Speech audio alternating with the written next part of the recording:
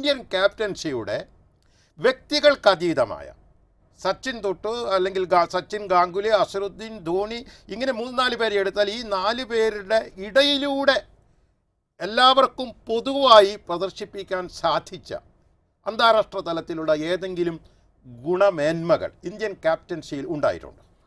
ഞാൻ ഈ പറഞ്ഞ വ്യക്തികളിൽ പ്രത്യേകിച്ചും സൗരവായാലും സച്ചിൻ എന്ന് പറയുന്ന ക്യാപ്റ്റൻസി കാര്യത്തിൽ സച്ചിന് വളരെ കാര്യമായിട്ടുള്ള സച്ചിൻ്റെ അത് പറഞ്ഞ ഇൻഹറൻറ്റ് നേച്ചർ അതാണ്. സച്ചിൻ ഞാൻ നേരത്തെ പറഞ്ഞ പോലെ അദ്ദേഹം വളരെയധികം മാന്യനും അതേസമയം ടീം അംഗങ്ങളോടൊപ്പം പോലും കാര്യമായിട്ടും അല്ലെങ്കിൽ അവരുടെ കളികളിലുള്ള അവരുടെ പ്രകടന സ്വഭാവത്തെ അല്ലെങ്കിൽ സ്ഥിരമായിട്ടുള്ള പ്രകടനം നിലനിർത്തുന്നതിന് വേണ്ടിയിട്ട് പോലും സച്ചിൻ അവരെ ഒരു ശരിയായിട്ടുള്ള രീതിയിൽ ക്യാപ്റ്റൻ എന്നുള്ള നിലയിൽ അദ്ദേഹത്തിന് ലീഡർഷിപ്പ് എടുത്തുകൊണ്ട് അവരെ പുള്ളി ചെയ്യുന്നതിനോ അതിനൊക്കെ ഉള്ള ഒരു വലിയ കഴിവുള്ള ഒരാളാണെന്ന് ഞാൻ കരുതുന്നത്. കാരണം എല്ലാവരുമായിട്ടും വളരെയധികം കൂടുതൽ സൗഹൃദം പുലർത്തുന്ന ആളാണ്. അത് അദ്ദേഹം തന്നെ അത് മനസ്സിലാക്കിയിട്ടാണ് അദ്ദേഹം അതിൽ നിന്ന് പിൻവാങ്ങിയത്.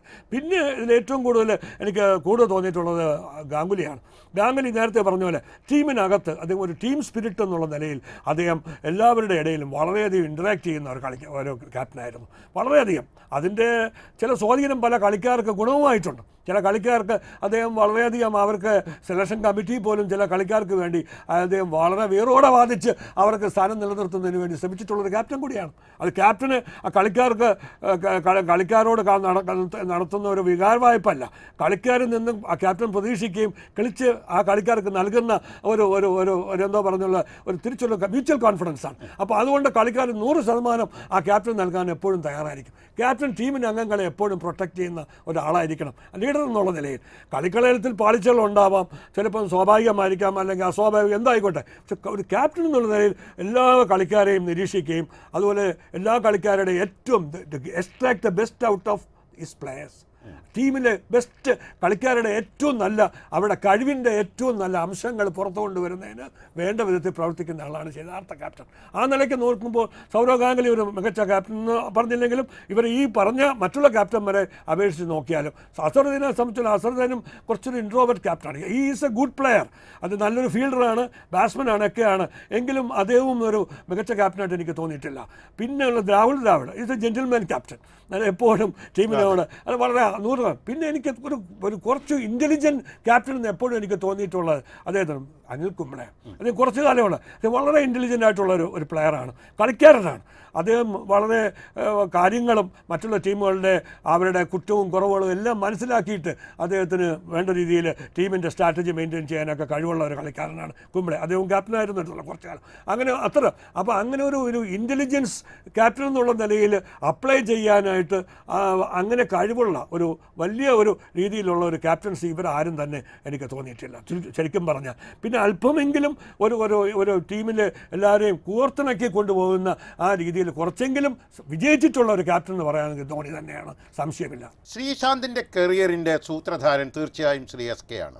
അങ്ങ് കേരള ക്രിക്കറ്റ് അസോസിയേഷൻ്റെ പ്രസിഡൻ്റായ കാലത്ത്, BCCIയുടെ സെക്രട്ടറി ആയ കാലത്ത്, അപ്പോഴാണ് ശ്രീശാന്ത് ഇൻ്റർനാഷണൽ മത്സരങ്ങളിലേക്കുള്ള ഇന്ത്യൻ ജേഴ്സി അണിയുന്നത്.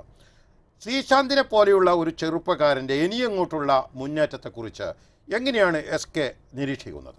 തീർച്ചയായിട്ടും എനിക്ക് അങ്ങേയറ്റത്തെ ശുഭാപ്തി വിശ്വാസത്തോടെയാണ് ശ്രീശാന്തിൻ്റെ ഭാവിയിലുള്ള പ്രകടനത്തെ ഞാൻ ഉറ്റുനോക്കുന്നത്. ശ്രീശാന്തിനെ സംബന്ധിച്ചോളം അദ്ദേഹം വളരെ നാച്ചുറൽ ടാലൻറ്റുള്ള ഒരു കളിക്കാരനാണ്. അതാണ് കേരളത്തിൽ പല കളിക്കാരും വന്നിട്ടുണ്ട്. ഇന്ത്യൻ ടീമിൽ തന്നെ ടിനു ഹനാൻ വന്നിരുന്നു, അല്പകാലത്തേക്ക് ഉണ്ടായിരുന്നുള്ളൂ. പക്ഷേ ശ്രീശാന്തിനെ സംബന്ധിച്ചോളം വളരെ നല്ല അദ്ദേഹത്തിന് ഒരു നാച്ചുറൽ ആയിട്ടുള്ള ടാലൻറ്റുള്ള ഒരു ഫാസ്റ്റ് ബോളറായിരുന്നു.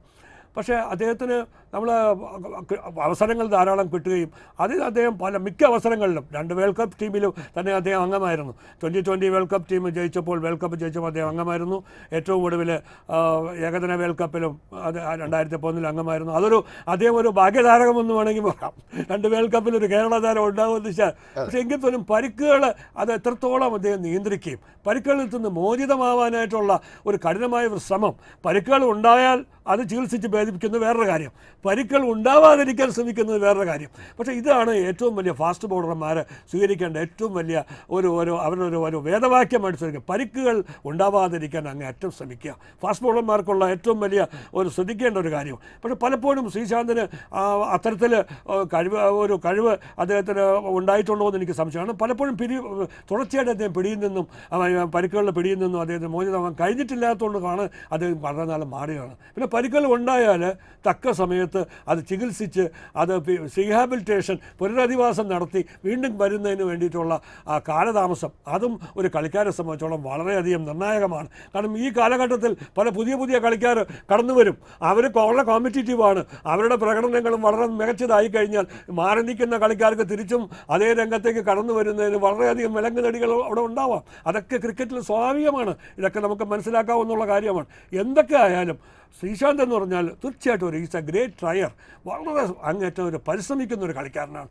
തിരിച്ചു വരണം എന്നുള്ള ആത്മാർത്ഥമായ ആഗ്രഹം. ഇതിനു മുമ്പ് തന്നെ പലപ്പോഴും ചില അവസരങ്ങളിലെങ്കിലും അദ്ദേഹം ട്രാക്കിൽ നിന്നും മാറി കളിക്കളത്തിൽ നിന്നും അദ്ദേഹത്തിന് പൂർണ്ണമായിട്ടും വീണ്ടും അദ്ദേഹം തിരിച്ചു വരാൻ കഴിയാത്ത ഒരു അവസ്ഥയിലാണ് അദ്ദേഹം വീണ്ടും വളരെ ഉജ്ജ്വലമായി തിരിച്ചു വന്ന കാൺപൂരിൽ ടെസ്റ്റിൽ അദ്ദേഹം വിക്കറ്റ് എടുത്ത് വന്ന കഥ, മാൻ ഓഫ് ദി മാച്ചൊക്കെ ആയി. അപ്പോൾ അത്തരത്തിലൊരു ട്രാക്ക് റെക്കോർഡുള്ളൊരു കളിക്കാരൻ കൂടിയാണ്. അതൊരു ആത്മവിശ്വാസമാണ് അദ്ദേഹത്തിന്. അതുകൊണ്ട് തീർച്ചയായും പരിക്കുകളിൽ നിന്ന് അദ്ദേഹം മുക്തനായി വരുന്നത് തന്നെ അദ്ദേഹത്തെ സംബന്ധിച്ചിടത്തോളം വലിയ നേട്ടമാണ്. എന്തായാലും ഇപ്പോൾ വന്നിരിക്കുകയാണ്. ഇപ്പോൾ രഞ്ജി ട്രോഫിയിൽ കേരളത്തിന് വേണ്ടി കളിച്ചു.